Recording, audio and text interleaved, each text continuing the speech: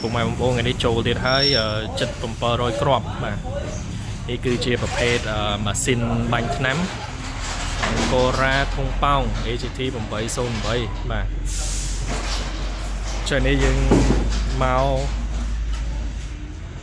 មកពីរោងចក្រយូរដែរហើយតែមកដល់ស្តុកទេដោយសារតែពាក់ព័ន្ធមួយការដឹកជញ្ជូនបន្តិចបាទឥឡូវនេះយើងមកដល់ហើយចឹងបងដែលបានបញ្ជាការកំងមុនក្រុមការងារនឹងរៀបចំដាក់ទៅជូន